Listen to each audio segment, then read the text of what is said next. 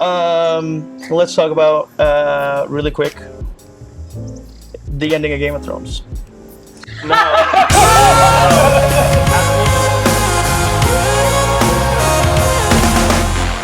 Here's the issue, right? Everybody Pablo, really is hating on that ending of Game of Thrones, but I don't hate it. Here's what I hated, and I think this is the underlying thing with everybody, is that we just didn't get more. It was, they put 10 pounds of shit in a 5-pound bag.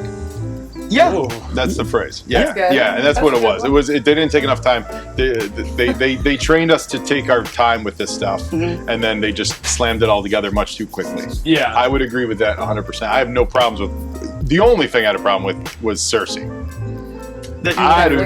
She got off light.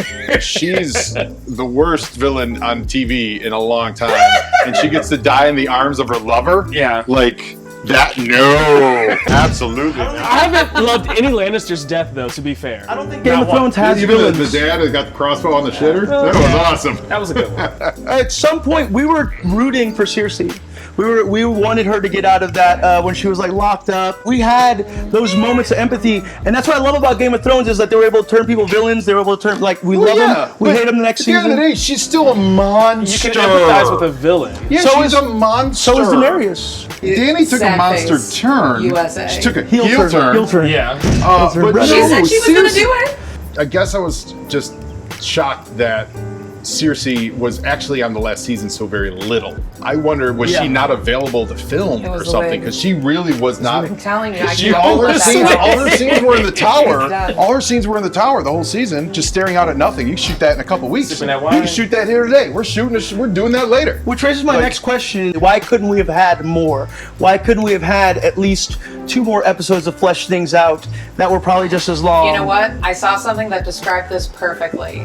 This was the first time that HBO or like a TV network has streamlined the anime getting ahead of the manga type deal. Ooh. And now maybe we might get a Game of Thrones Brotherhood, you know? Maybe like Kind of like Full Metal Alchemist. Got ahead of it, and then they did it again. Full Metal Alchemist Brotherhood. They could have definitely gone longer and like not slammed everything into this, you know, should have been this like monster slam into. It just felt like everybody was tired.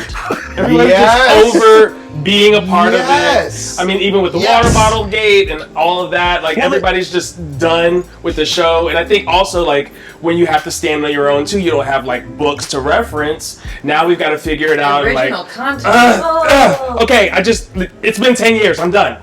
Yeah, I think how it felt. I think actually Aaron Rodgers, of all people, the quarterback for the Green Bay Packers, called it out. How dare you? Awful. How dare you bring it up in front of me? Well, he was. How dare you? In front of us? Yeah, I mean only because the great Bart Starr is now smiling down on us from heaven. Will I allow this? I'm a diehard Saints fan. I don't care for Aaron Rodgers.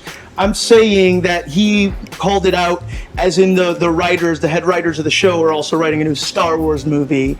And that's why he felt that the ending was a little lackluster because they were so focused on the next thing. So you're going to NFL quarterbacks known for their legendary head trauma, for your Game of Thrones writing insights. What does Pete Rose have to say about it? I don't know, but I want to know. Did you get Mookie Wilson's hot take? Chicago Cub great Ryan Sandberg had this to say. But yeah, like, was it contracts? I mean, in the documentary, I think the producer does say they're like so this is like the biggest season. They're like, you can't get bigger than this. Yeah, I would have loved like one more episode to show how Dany was in focus on her, to show how alone she felt. Because I 100% see what they were doing. All her friends got killed. Most of her army got slaughtered. But then when they show the close-ups of the army taking King's Landing, we see a ton of Dothraki. Yep. I thought all the Dothraki were killed, which would put you in an isolation mode. Like, oh, I don't have my army, I don't have my friends. And then what do? They immediately cut a bunch of Dothraki killing people. And I'm like, well, then where's the isolation? So it's a little bit of that. Like, it wasn't hammered home as much. Is this the last time we're going to have a show like Game of Thrones that we're all in on? No. Is this the last? No. Come on, man. Come on. To name other shows. So Lost just ended. Is this the last show we're all going to care about? So Different Strokes just wrapped up. Is this the last show that we're all going to care about? That wasn't. Those shows are. You cannot even compare them to the zeitgeist that Game of Thrones is. I would bet that The Mandalorian is going to be one of those. I would hope. Okay. I think The Mandalorian's got to be huge. I think it's going to be really good. But The Mandalorian's tied into a different franchise that's already come from movies, though. Game of Thrones had its built-in franchise fan base. I mean, it came from the books, right? You know their books, right? Books. There was what is this? What kind of story? It's like paper, but then there's and there's no pictures. Just like Gaston says. And there's a series Nobody knew about the Game of Thrones books before Game of Thrones. You just lost half the internet. You know that, right? Nobody knew about the Game of Thrones. All the people who found us. If they say that, they're lying. You're so wrong.